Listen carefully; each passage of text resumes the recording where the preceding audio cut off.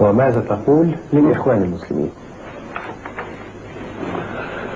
كنتم شجرة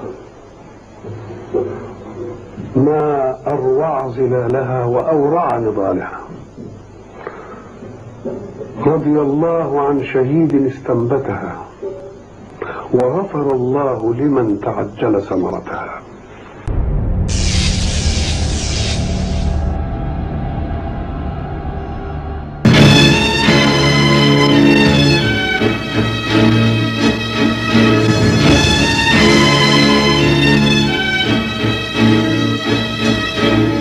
كنتم شجرة ما أروع ظلالها وأورع نضالها. كنتم شجرة كنتم شجرة كنتم شجرة.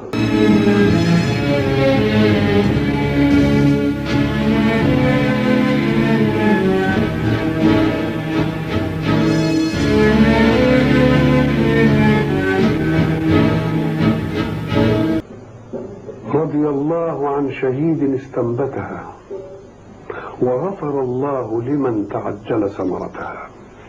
وغفر الله لمن تعجل ثمرتها. وغفر الله لمن تعجل ثمرتها.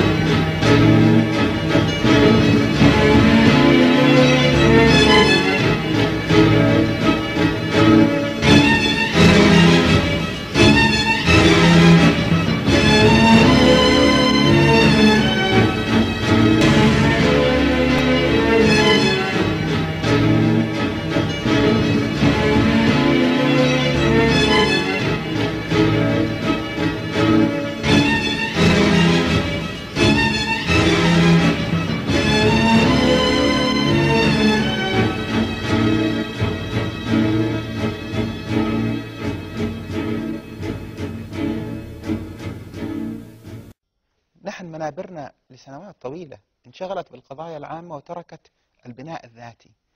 أنا اطلعت على كلام قاله الحسن البنا الذي هو أسس جماعة الإخوان المسلمين. آخر ما توصل إليه بعد سنوات رآها أنها كانت على نضال واشتغل في الشؤون العامة، آخر ما توصل إليه فيما يخبرني به الشيخ بشير الشقفة عن الشيخ محمد الحامد عن الحسن البنا، فيما يخبرني به أيضا الدكتور خالد منصور عن خالد محمد خالد عن سيد سابق عن الحسن البنا. طبعا كلهم مصادر. فيما تكلم به أحد أصدقاء البنا في الجزيرة اسمه عبد الخالق، مسن كبير في السن، كان من جيل البنا، 14 حلقة في شاهد على العصر. كل هؤلاء قالوا أن الحسن البنا بعد الرحلة الطويلة التي كان يتكلم فيها عن الشؤون العامة والعمل السياسي، آخر ما توصل إليه أنه قال: لو استقبلت من أمري ما استدبرت، لما أقحمت الجماعة على السياسة ولا أقمت بها على المأثورات وانشغلت بالتربية والتعليم. وقال للشيخ محمد الحامد الحموي، قال له: لو مد لي في العمر قضيت بقية عمري في مسجد أعلم الصبيان القرآن وأعلم الشباب الدين وأؤلف سلسلة أسميها الإسلام كما فهمته. طب هذا بعد الرحلة الطويلة.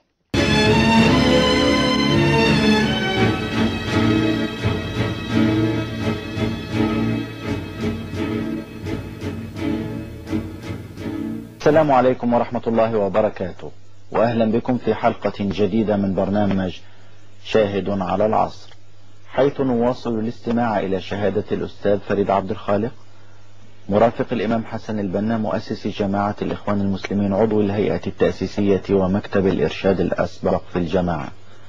أستاذ فريد مرحبا بك. أهلا بكم. هذه المراحل تقييمك إيه العمل الإخوان في المحاضر، وهل استفادوا من المحن اللي مروا بيها من قبل؟ تقييم في كلمات قصيرة لا يحتملها الوقت الآن. نمرة واحد، لا ننسى أن الرجل الذي ترك فينا فكرا مستنيرا للإصلاح وعمليا وندين له أنه أنشأ اللي هو حسن البنا، قال الكلمة للتاريخ وللإخوان وللعالم الإسلامي. قال آخر كلام ليه، قال: لو استقبلت من أيامي ما استدبرت لعدت إلى ما كنت عليه وأعلم الإسلام وأربي عليه الناس. هي أهم الأخطاء التي ترى أن الإخوان قد وقعوا فيها وحلت بينهم وبين تحقيق المبادئ والأفكار التي يدعون لها؟ أولا مرحلة حسن البنا محتاجة إلى تكميل في الطريق الصحيح اللي هي التوعية والتربية، لا التجنيد. تعتقد أن من 49 إلى الآن لم يمشي الإخوان في مرحلة استكمال ما بدأه حسن البنا؟ لا لم يكملوا، بل بالعكس هم يعني دخلوا في مرحلة جديدة ولم يستقبلوا. لذلك هو نفسه رجع. هو أنا لو استقبلت من أيامي ما استقبلت لرجعت أبدأ كما كنت أبدأ في أول الدعوة اللي هي توعية وتربية. أصل التوعية والتربية دي عايزة نفس طويل، وما فيهاش أي إغراء، ما فيهاش أي اختراب. أنا مش معناها بنكر على الناس إنهم يكونوا تواصل بالحياة ويخشوا الانتخابات كويس، بس ما جعلهاش هي الأساس. إلى مزيد من الوعي بحقائق الإسلام، لا سيما يتعلق منا بالإصلاح اللي هم ينشدونه.